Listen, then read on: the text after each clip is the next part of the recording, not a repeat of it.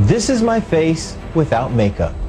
I have a disease called vitiligo. You look at the rapper and you think that this wouldn't be the face of a broadcast journalist, and yet it is. I had to clearly define me past what I saw in the mirror.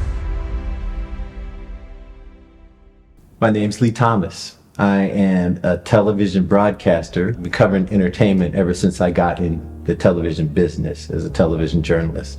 Interviewed every celebrity probably in Hollywood at one point. My health journey is a dude with a disease called vitiligo. Now, vitiligo is an autoimmune disorder, and it's when your body attacks itself, specifically the pigment cells in my skin. So I was born a brown baby and was brown most of my life until about the age of 25. I started getting spots, light spots on my skin, until most of the pigment was gone, and it ebbs and flows. You can see some pigment is here, some pigment is here. It's been a variety of different looks over the past some years. I've always been kind of happy-go-lucky dude.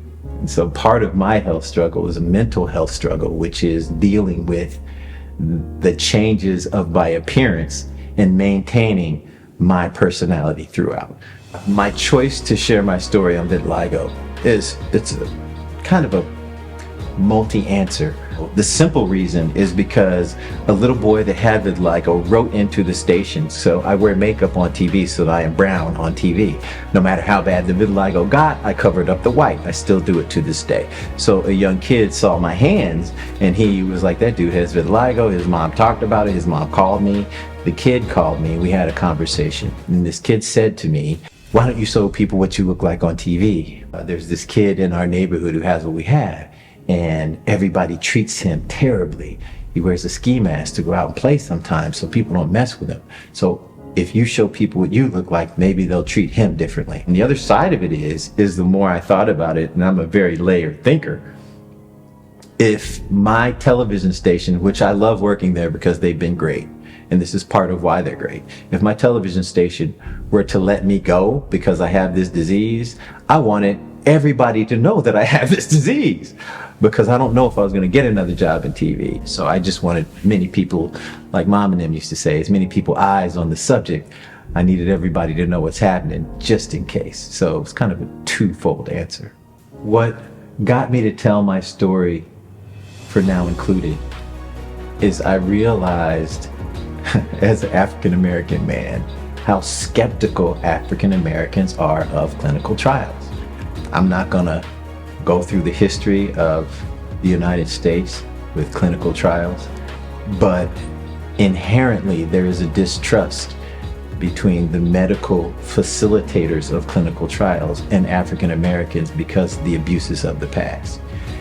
And my mission as I've gotten older in my life and in my television career is to help as many people with vitiligo, with health challenges, with their lives in general.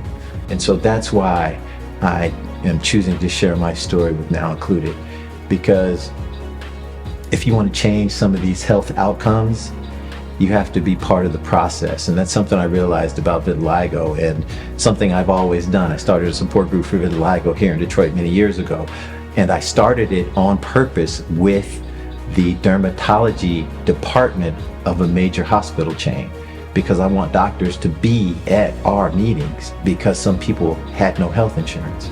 And so if they had to ask doctors questions, the only time they had to ask a doctor a question was inside of our meeting for free. And the health system, Henry Ford Health, did. There's a doctor at every one of our meetings. And that's part of the reason why I'm here talking today, is because if you're not part of the process, not only the process, but the decision-making process, you will not have the outcomes that you want, because they're actually listening.